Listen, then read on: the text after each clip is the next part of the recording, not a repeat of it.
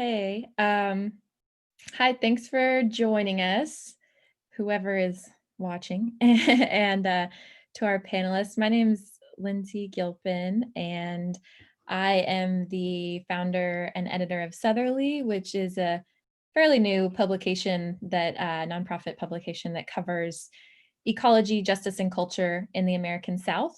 And I've partnered with my friends at Rural Assembly and Daily Yonder today to do a panel, or actually we're doing a series of panels on rural resilience in this era of climate change and also the coronavirus pandemic. So we are really excited because we both, Daily Yonder and Southerly, have both been covering really how communities are responding to the pandemic and also to the effects of climate change and how they intersect with economic and racial injustices and inequities. And so I have a panel here that I'm really excited for you all to learn from and for me to learn from as well today. And I will go ahead and introduce them and then get started on some questions. And whoever wants to can throw questions in the chat or on social media if you hashtag rural resilience, or you can post them on YouTube as well. And so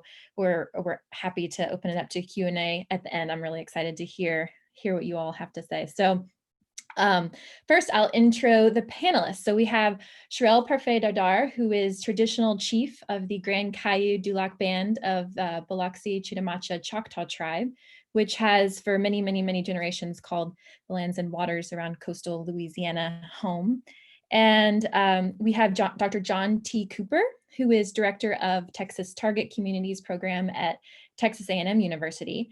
And he's also the Assistant Vice President of Public Partnership and Outreach at Texas A&M. So, and then last we have Steve Wilensky, who is President of Calaveras Healthy Impact Product Solutions, or CHIPS, as I am told it's called. And he's also the former supervisor of Calaveras County, California. So we have a range of geographic locations today that are represented. I'm really excited about that, to talk a lot about how disaster preparedness and response is going on in communities that are dealing with wildfires, with hurricanes, with other extreme weather, and then also how the pandemic is impacting that. So thank you all for joining us. So I thought first I would ask all of you to answer this question, so you can each take a couple minutes to do so. Basically, I'd love for each of you to talk a little about the specific challenges that are facing your communities in this moment. You know, the longer term challenges that we're talking about, like climate change effects, right? And how they intersect with economic and racial inequities, but also how that's exacerbated by the coronavirus pandemic, and really how you all are like handling this moment and trying to respond to the communities you're in and in the places that you live and work. So I think I'll pass it to Chief Shirell first, if you want to start us off. Hi, good afternoon, everybody. I am very, very grateful to be here. Thank you, Lyndsey. This is terrific, all right, getting the chance to actually speak to everyone and share a little bit here. So my community present day, and one of the challenges that we have been dealing with and we're still going to be dealing with for quite some time, we are a Native American community, and my people have been here since time immemorial.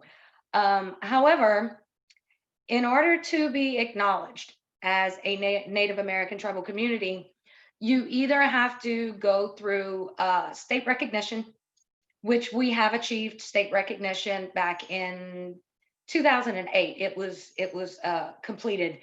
Now that doesn't really do a whole lot, except for basically confirming that you've had a government to government relationship within your local and state government. On the federal level, it's completely different, right? You have to go through like 7 mandatory criteria, and you have to meet all 7 in order to be considered a tribal nation. Now, we have been in that process for over 25 years. It is very, very lengthy. And meeting the criteria has actually proven to be quite impossible for some tribes, simply due to not being able to find the documentation, right? And in order for my community to be able to thrive and have a say so in what's happening in our own backyard, such as different projects, right? Like we have the Morganza levee system, okay, that we have to deal with different government entities on those things. Without federal acknowledgement, there's nothing that we can do to stop any of the projects. We technically don't even have a say so. Now, if we had federal acknowledgement, that would change, okay? And it would be an obligation that they actually spoke to my tribal nation before they went about doing any sort of projects. So that in itself has been difficult, but we're still going along. We're still traditional. We still do traditional community harvesting. We're a water land people. So our diets are predominantly seafood, vegetable. And due to COVID, right, and climate change, we'll go to climate change first. So we've been adapting people, and so we've always had to adapt to a storm surge and flooding, right? So our people are always familiar with having to move a little bit further inland, to get away from flooding. Well, in the past 10 years or so, we've had the effects of climate change, and that's really accelerated the rate that we're having to adapt to these changes, right? We're losing our land a lot quicker. We're dealing with saltwater intrusion. My community didn't flood randomly at one time. Now we're dealing with random flooding. South wind, southeasterly wind, we have water that stays for days. So we've had to go through a lot of adaptation processes in order to stay where we are. And all while trying to achieve federal acknowledgement as a Native American tribe. And of course, COVID secluded than we already were. And, a lot of places were shut down. So, like we had the Bureau of Indian Affairs Office of Federal Acknowledgement. That's who's in charge of reviewing COVID. It's got even more interesting. Yeah, yeah, no kidding. We could have a whole panel just on that. um, John, do you want to go next? Thank you, Chief Shirell. Yeah, first of all, Lyndsey, thank you for inviting me to participate in this conversation. In my work in Texas Tar communities, I work a lot with small towns and rural communities and sometimes marginalized areas within urban places. And the issue we're facing is one that is not new, well known, and that is the fact that there are certain populations who suffer disproportionately due to the impacts of disasters. It's the same thing with COVID. We're finding out that people of color, the poor, the elderly seem to be hit harder due to this pandemic. And in the places I work, that's where those populations are concentrated. And I think after Hurricane Katrina was the first time that this phenomenon caught the nation's attention. People who study disasters and work in disasters had known about this for a long time. And that's not to say that disasters discriminate, but there are certain comorbidities, if you will, like they talk about in public health, that make certain populations more vulnerable to environmental disasters. Again, poor, elderly, people who are have a much harder time preparing for disasters in advance. So the challenge for me in my work is how do you build capacity, get people in the position so that they're better able to prepare for, survive, and recover from disasters on their own. Yeah, thank you. We'll get a little bit more specific on some of the work you're doing and places that you're working with communities in a few minutes. Steve, do you want to talk a little bit about what you're seeing out west? I feel like it's a whole world that I don't know about anymore now that I live back south. So. Well, we're changing rapidly, but not always in a good way. We're suffering the cumulative effects of a whole series of poor policies and bad attitudes. The history of our area is that for 10,000 years, there were great stewards of the Range of Light. They were native people in the Washoe and Miwok tribes in this area. But right after that, the gold rush and even before, it was a series of genocidal acts, which we celebrate as Kit Carson and all. We have statues that are erected for other murderers. I know there's a good tear down going on in other places, but we've yet to fix ours. But the gold rush had 8 years of boom, and they washed off the soil, hydro washing the soils so they could find gold. We then had logging go for 40, 50 years, and we were really a boom area until about 30 years ago when 20 mills closed and left our communities for dead. Meanwhile, the forests have been assaulted by climate change and poor management or no management, and we have been burning. Our towns have burned. We had a fire that went 62,000 acres in 2 days around here and burned 700 houses. We lost people just north of us, the fire in Paradise. Our challenges are not just physical, though.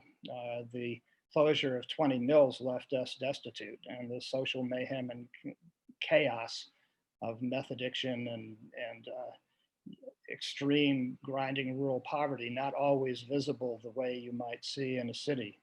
But our homeless situation, our housing situation, our employment situation, we were way ahead of the Great Depression, or Great Recession, I should say. We already had unemployment that was higher than what became the national figures. However, we are proud communities. Our good news is that we still love the place we're in, and that we still care about each other when we can find our common ground. Where our challenges are not just the restoration, moving from a resource extraction, series of resource extractions with bad outcomes. We're now creating an economy that's based on stewardship and restoration. And the tribes are deeply involved in fixing the forests, doing fire safe work, but also restoring cultural sites, developing increased land tenure in areas so that a tribe that was once relegated to, once had all of Tahoe all the way down to Yosemite, is now on 80 acres of sagebrush on the eastern slope.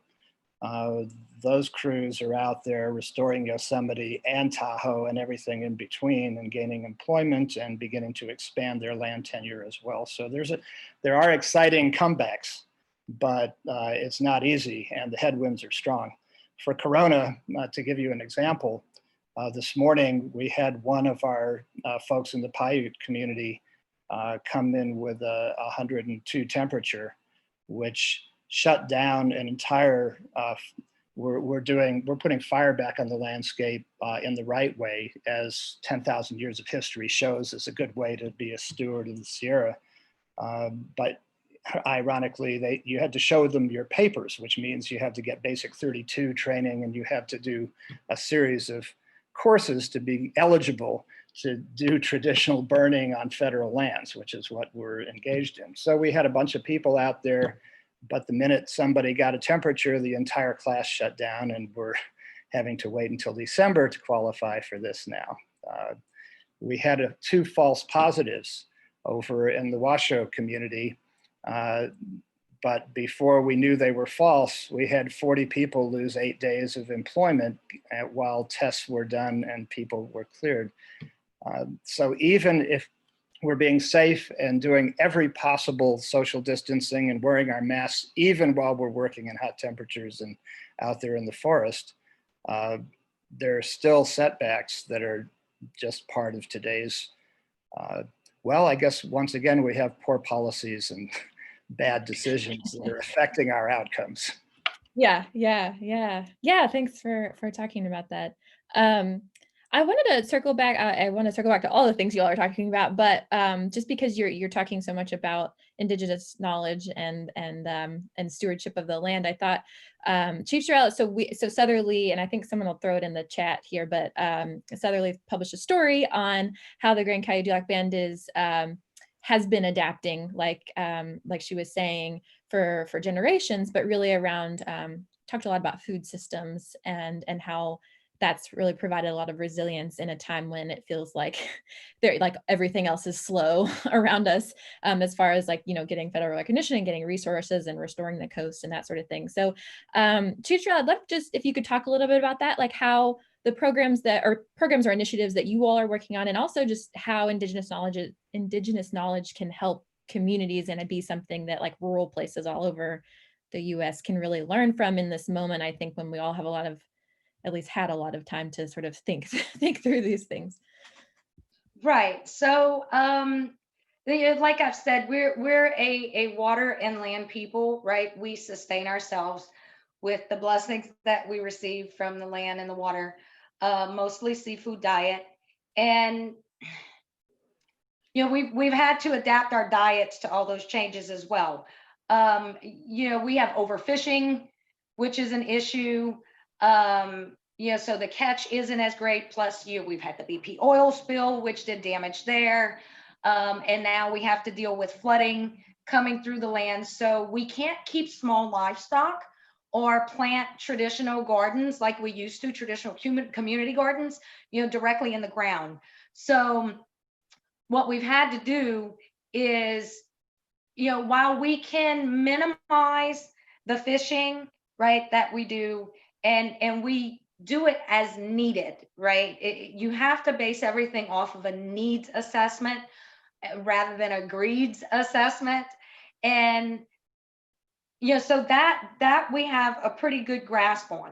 But it's the community gardens. We've had to start working with outside groups, different tribal groups that have come up with new innovative ways to adapt to gardening. We work with USDA and RCS to do like HESCO basket planting, maybe planting into some straw bales, to have it above ground so that it's not susceptible to flooding. We've also looked towards having our tribal citizens who live on higher grounds that can keep small livestock in their areas, and be able to share the goods, such as the eggs or some chickens with the other citizens that are still residing in the low-lying areas. So those are some of the things that we've had to do to try to maintain our diet as best we could, and adapt without suffering anything, right? Because we are stewards of our environment. Our beloved creator gave us everything we would ever need to sustain ourselves on this beautiful planet. And all we have to do is care for her, right? Just care for her. And so our motto has always been to protect, preserve, then utilize the resource. Okay. And we stick to that. We absolutely stick to that. And it comes down to a respect, right?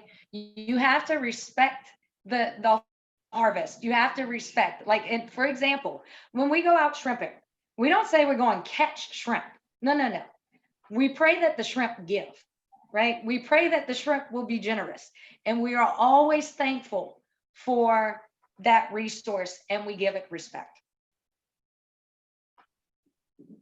Yeah, great. Thank you for sharing that. I sort of wanted to pivot just a little related, but pivot a little bit to John. If you could talk a little bit about the outreach work that you're doing in underrepresented communities in Texas, or historically underrepresented communities in Texas, and you've also, you've been working on this disaster sort of preparedness and community response work for a long time. And so I'm curious what you've learned kind of working on the Gulf Coast and the Atlantic Coast, and how you've taken that to your work with Texas target communities in helping people better understand what they're up against, I guess, and working with it. Yeah, I'll try to relate it to what the chief just said, actually. In fact, so Texas Target Communities is a program at Texas A&M that provides technical assistance on land use planning and community development to mostly small towns and rural communities, again, sometimes marginalized places within urban areas. And whenever we are invited to a community, we start by convening a local task force, one that is representative of the people we're working with. And then we collect data about the context, demographics, environmental data, hazard history, disaster history, that kind of stuff. And then we facilitate conversations about the future of those places and what strategies are most appropriate for achieving the vision that comes out of those conversations. To be honest, I like to be respectful of indigenous knowledge too when I have these conversations, right? So I might not talk about climate change per se, or any kind of jargon or frames that might not resonate with the folks that we're working with. Instead, I might provide data to kind of illustrate the trends over time, right? And then I'll ask the folks in that place to share their knowledge of what's going on from their experience of having lived there. And then we once come to some kind of collective understanding of what's happening, I then put it to the folks in the community. I asked them, well, what is it you want to do about it? Okay, and what I've learned is that when lay people are given access to information and a little bit of help translating, understanding that information, they can make wise choices. And so, on the back end, if those choices also happen to address climate change, well, I'm cool with that, right? And so, so the lesson is, lay people care about their futures. They're interested, invested in their futures, and when given access to information, they can make wise decisions. Yeah, I think it's such a, I mean, that's what I've been trying to do with Southerly for the last couple of years is tell stories about climate change that don't like beat people over the head with, the politics around it or the science. The science behind it is there, but it's really meeting people where they're at, because I don't really care what they call it as long as they want to address flooding, right? It does not matter to me, but a lot of people will talk about it, and that's really interesting. Are there when in your work in the past, like with FEMA and the Federal Emergency Management Agency and other agencies on sort of like this work, what have you taken from that into your work now? Is it a lot of that community listening and more like what people need on the ground rather than just kind of like trying to do top-down solutions? Or how have you seen that kind of progress in the last few years?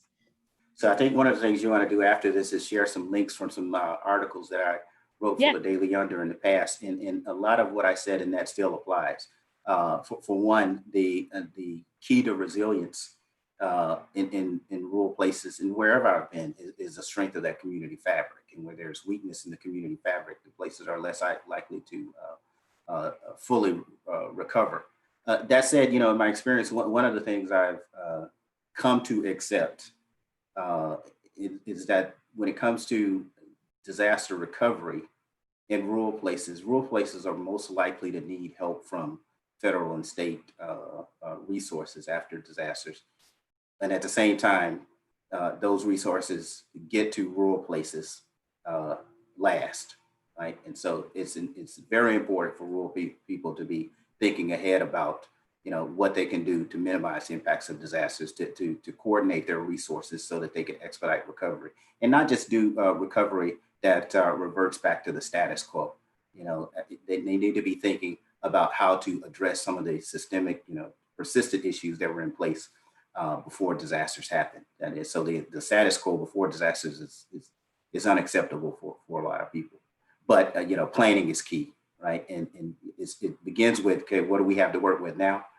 Who's in charge of emergency management in the place, and what plans do they have in place, and what can we do to augment those plans? Yeah, that's really interesting. I want to pause for just a second and say that for anyone watching, if you have questions on specifics that anyone on here has talked about, please throw them in the comments or on social media, and I'll ask them.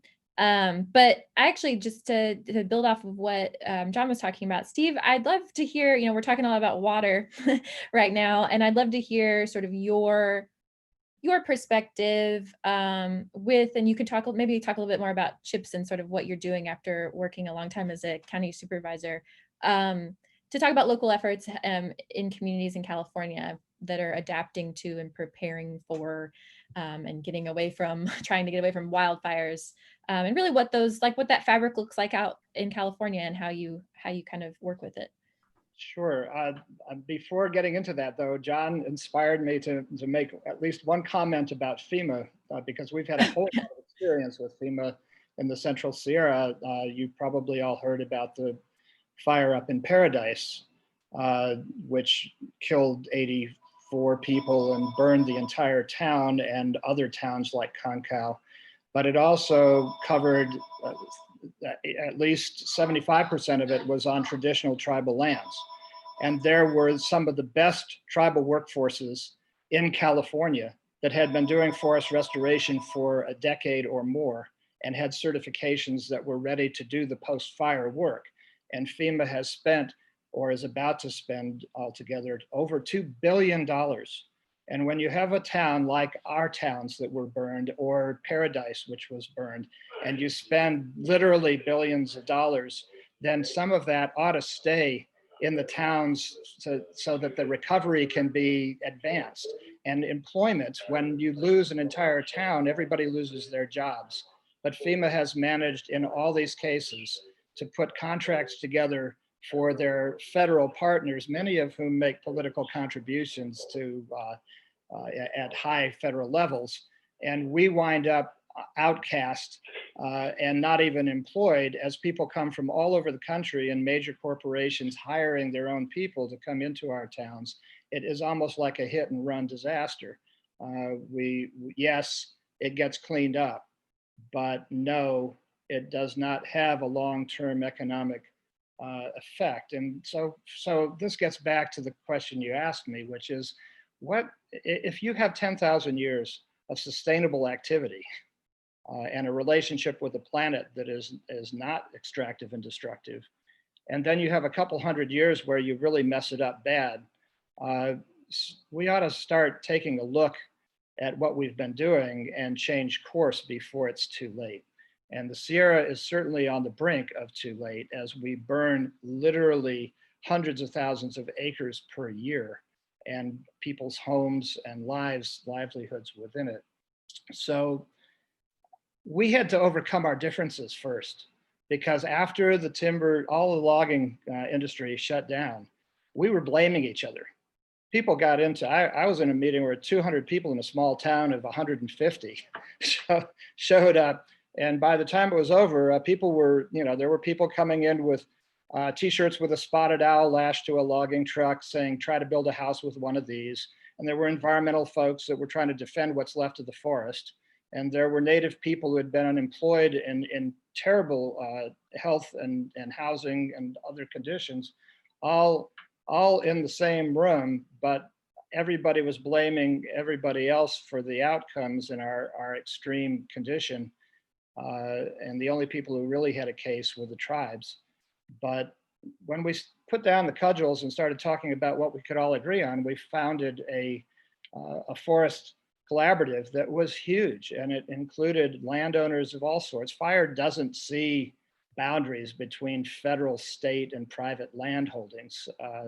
Although we all, we were big on the sagebrush rebellion and the home rule stuff when we running the feds out. Not me personally, but it was very popular around here. And a lot of people think that they're living in the state of Jefferson, which is trying to secede from the progressive state of California. So we've had a rich tradition of really dumbass politics, but we managed to overcome all of that by getting together and trying to figure out what we could agree on. And what we all agreed is we needed employment, we needed stewardship, we needed a triple bottom line, something that did not play off economics versus environmental stewardship, or did not have economics like FEMA, where all the money comes in but doesn't go to the people who live here. So community benefit, economic development, and environmental stewardship have to be one and the same. You have to see it as a single unified effort. And when you do, we stop blaming each other, we stop litigating against one another, we roll up our sleeves and we get things done. So we've now employing mostly Native Americans. Who better to do this work, who better to run this work and determine its outcomes than the people who were good for 10,000 years. And so that takes care of some of our economic distress. And it also deals with the environmental elements, and it brings money home to the community. So far, $25 million have come in contracts and subsidies and stewardship agreements to this small area. And it is changing our economy. And the old loggers who used to be in the bars blaming the spotted owl for their demise are now retooling and putting light footprint equipment back in the forest, working right alongside Native people, often under their direction, using TEK, traditional ecological knowledge, as the guiding principles. Better late than never, and our hope is, and we've managed to, in our fuel reduction efforts, and which are not just fuel breaks, but is actually a more landscape scale approach to this. We've managed to save towns, stop fires, give fire assets a chance to get in before the towns burn. And we're credited with saving at least 5 towns so far in fires as they approach. So we're pretty proud of that, but there's a long way to go. And our model for putting people back to work, all of a sudden, after 15 years of toiling in obscurity, is catching on, and we're spreading this throughout California. There are a number of startups similar to this, and we used to be the little brother, sister of other organizations, and we're now able to embrace many people from many places and begin this process in other rural communities. Yeah, thank you for sharing all that, Steve. That actually makes me wonder, the other two folks on here, if you all, how you approach conversations about changing local economies, because obviously like that's what people want to know, is how all of this affects their bank accounts and how they survive. And Texas and Louisiana are states that are heavily dominated by the oil and gas industry, by the and also on the coast, obviously the seafood industry. And so I'm curious how that plays out where you are, how you have those conversations to actually figure out ways to turn this into an opportunity for sustainable economic development and not so much extraction as it's been.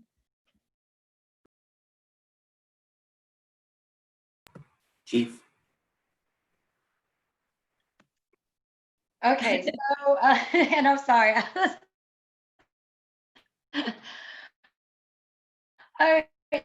So yes, Louisiana is like and look, that's a very harmful process. Okay, I don't care where you are, what you're extracting, it's harmful.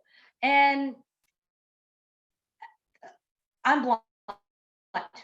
What can I say? Anytime that I have gotten the opportunity to speak to any of our elected officials with economic development, and I try to kind of connect the bridges between all of these different agencies and organizations and make them realize how much each one is needed by the next, and how they all need to work together for the greater good, right? Not that there's no need to be greedy.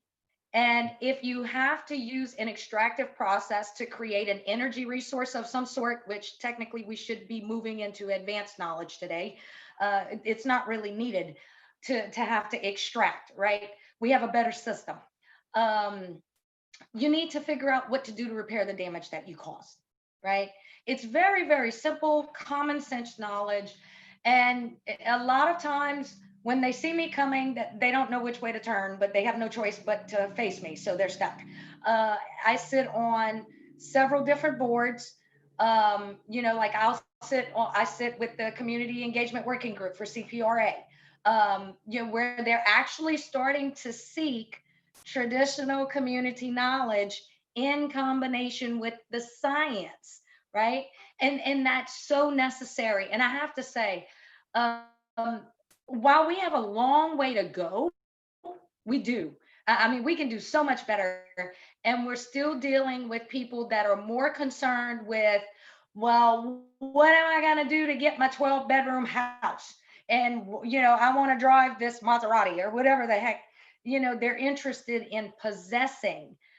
they're actually starting to see that their behavior is destroying their future generations.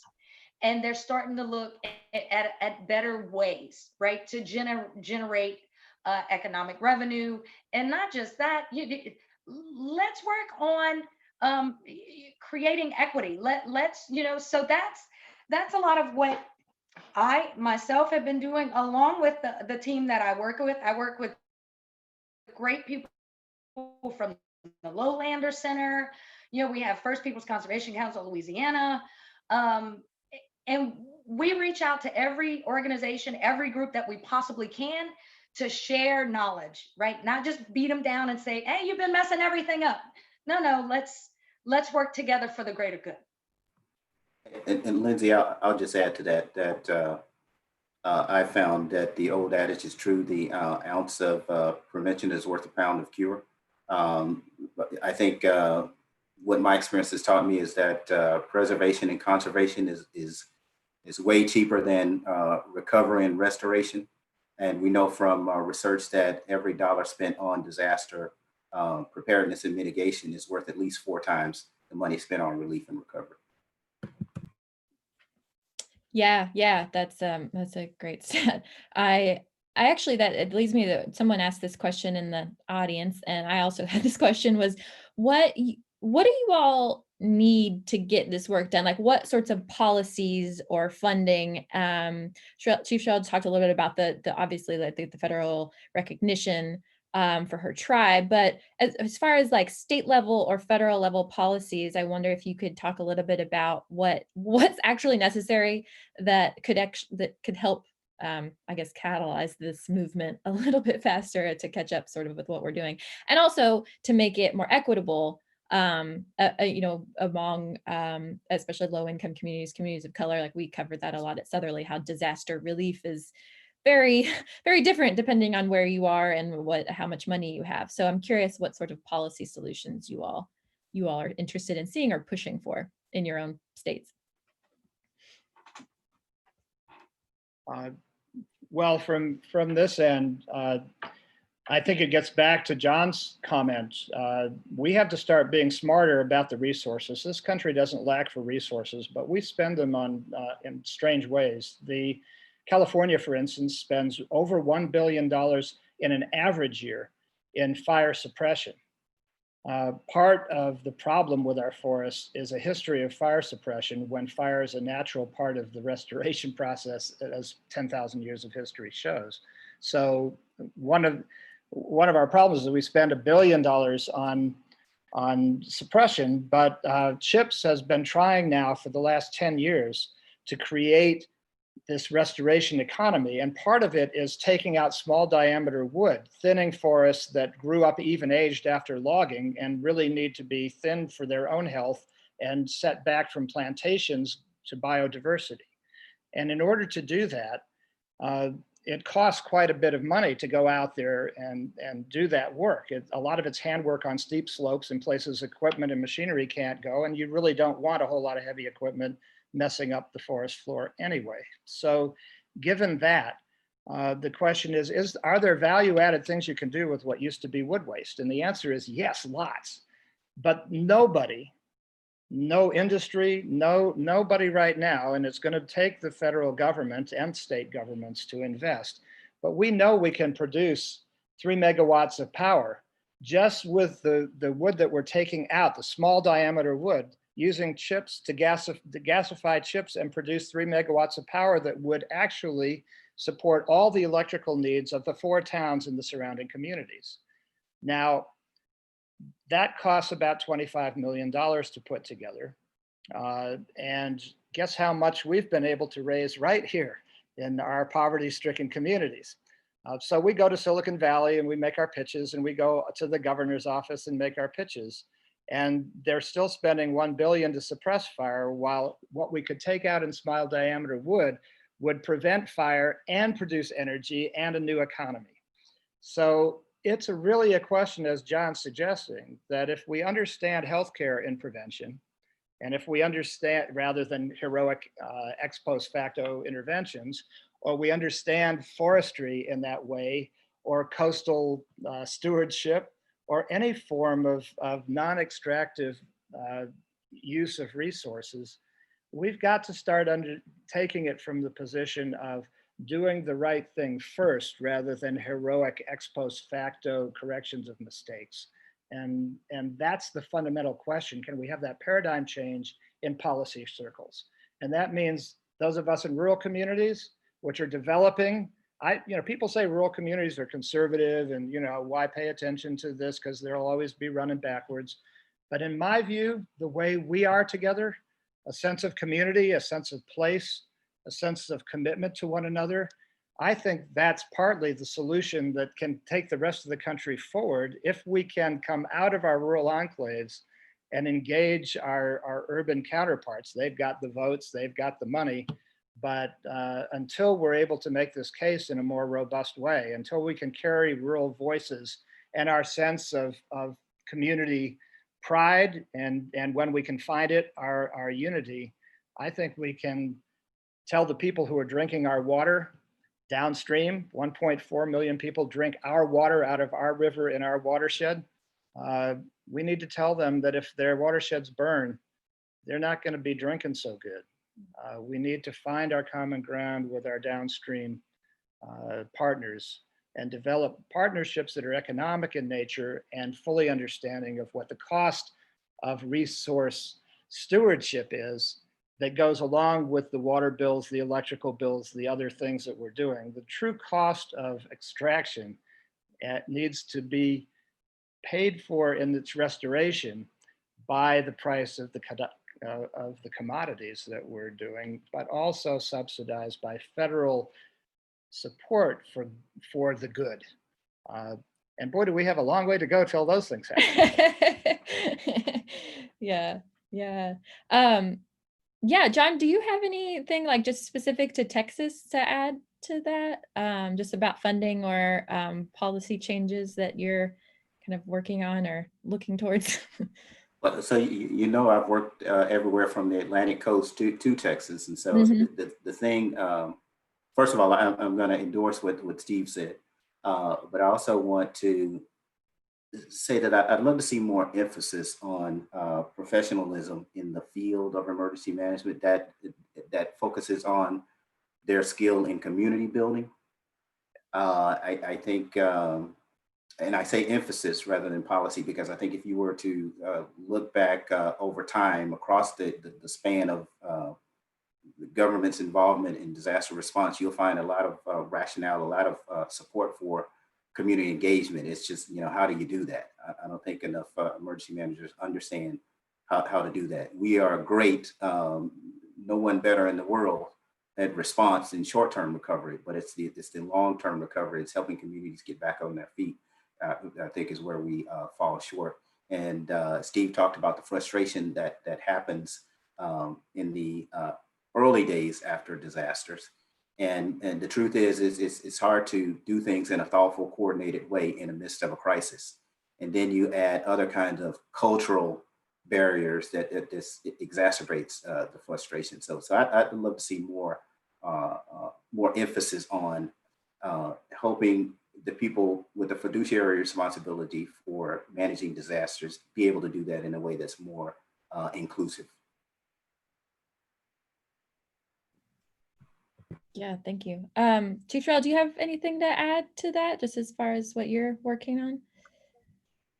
Well, yes, I'm sure as some people might be aware of, we have the UN complaint to the Special Rapporteur. We are still waiting to hear back something on that. And look, we understand the current administration, but that doesn't mean that you just throw your hands up and say, right? No, you have to continue to push forward for creating positive change. And that's for every single person and being on this planet, right? So being from Louisiana and looking at all of the legislation that has been drafted in benefit of extractive practices, especially when you have elected officials that have vested interest in oil and gas, that's basically doing the harm. It really comes down to common sense, We need to have more environmental rights legislation. We need to have more human rights based legislation, right? This is very, very simple process. It really is. You know, if you're willing to cause harm to your environment, how in the heck are you going to protect the people in it, right? So that's really where we need to be. You know, environmental rights, human rights based legislative changes. And if we can really come together to do that, man, are we going to do some amazing things, right? Yeah, definitely.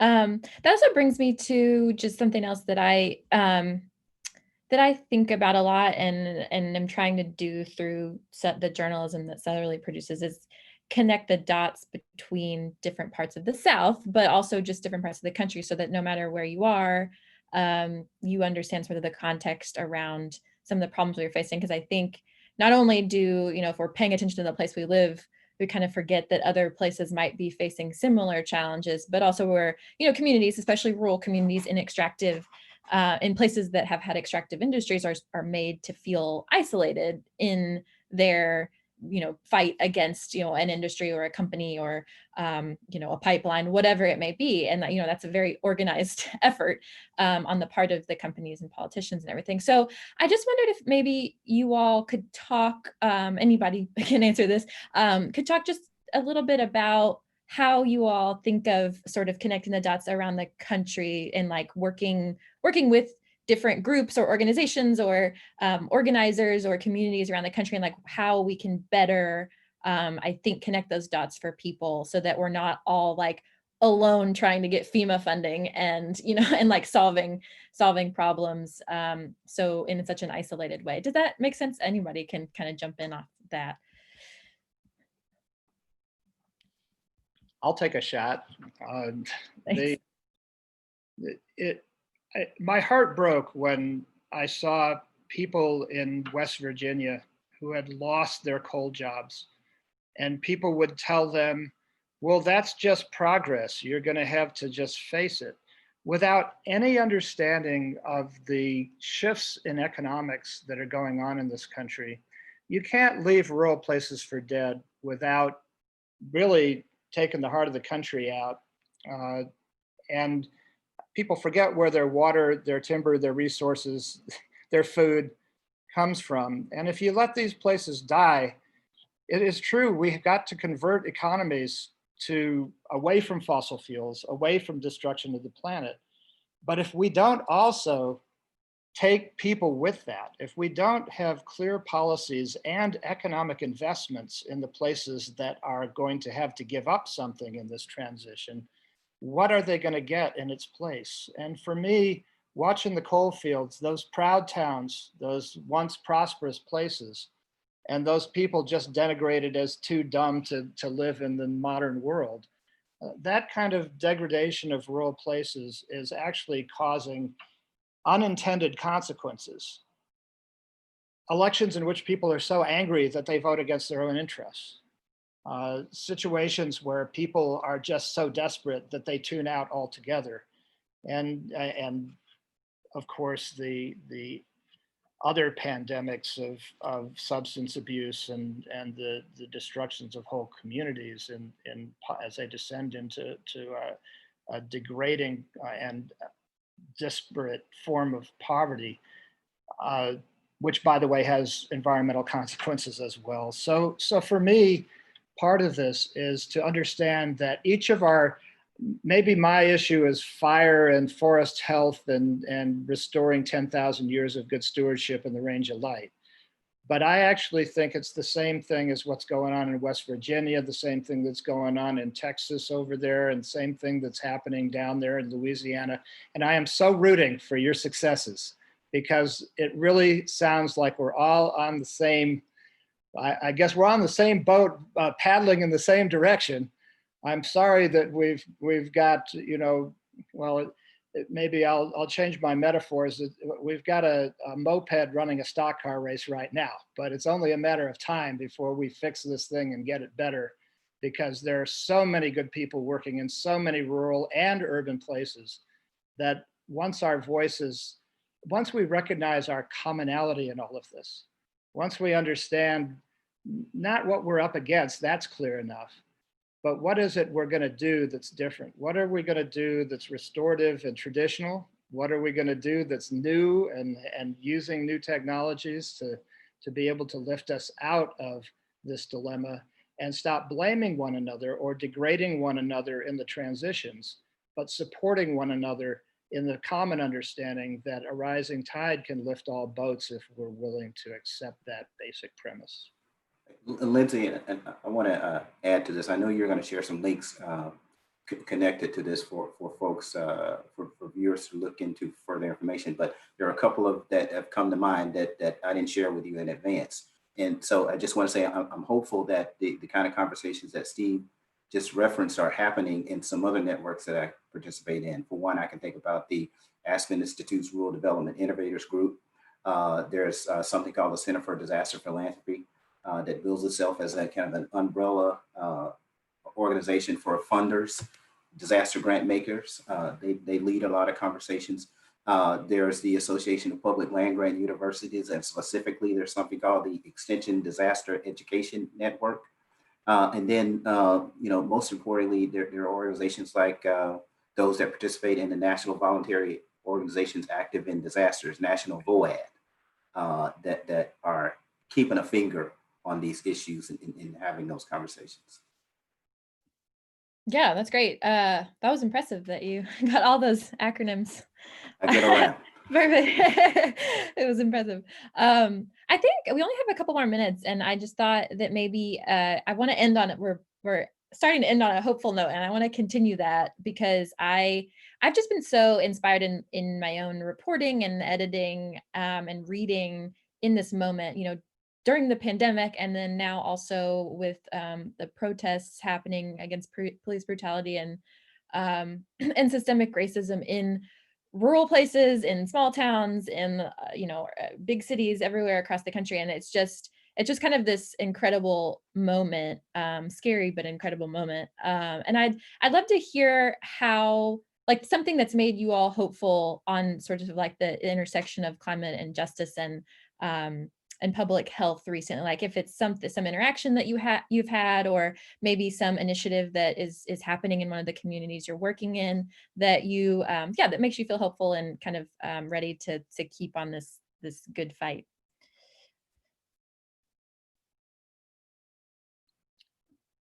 Well, I'll take another shot. Who wants to go first? Yeah.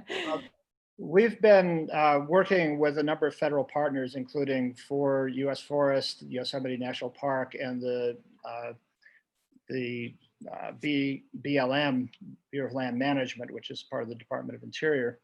And one thing we've noticed is that there are all kinds of lands that are right next to what's left of tribal areas. The 80 acres that I referenced of terrible sagebrush, waterless land that the Washoe people live on is right next to a verdant forest and a river running through it that is owned by BLM but poorly managed. The tribal folks that we've been working with now for 10 years have become adept at stewardship. It was part of their tradition in the first place, but their skills are enormous. What we are proposing to the Bureau of Land Management is that they give us good neighbor status under an act of Congress, and that the tribal groups can go on those lands to do restoration and ultimately have those lands repatriated to their tribes. And we've got 2 pilot programs that we're developing this year toward that end, and it involves hundreds of acres and the beginning of the long, what's going to be a long effort to make good on treaties that were broken all along the way for 150 years. Let's get that back. And restoration is not just about the landscape, it's about our people. And we're on that path, and we're going to see it through. Cool, thanks. Anybody else want to share anything before we go? No? I yield to Chief. Thank you, John. So we enacted the Native American Commission in 2018, and that is a commission that is made up of the state and federal tribes here in the state. I'm a woman of that commission, and we're still kind of working everything out with that, but it's definitely opened the doors for a more open line of communication between tribal groups and and our government. Yeah, right. We, like I said, we work with many different groups. We will open our arms and work with any group out there that is trying to create positive progress. And we've taken a lot of proactive measures, right? We know that we're in the middle of transitioning. That is something that is never going to stop. May it never stop. And we always transition towards wonderful progress. But being an adaptive people, we've kind of taken, the steps to say, okay, we have a transition coming into a newer, less extractive, newer technology base. So now we're starting to look towards getting educated in those newer technologies and practices, right? So I guess it's just kind of positive transitioning all around. It's happening very, very slowly, but all in all, in my 11 years in representing my people as chief, I am really, really proud of all of the people that I've had the chance to work with. Even our elected officials, maybe they were looking at it one way, didn't see the bigger picture. When you show it to them, they're like, oh, okay.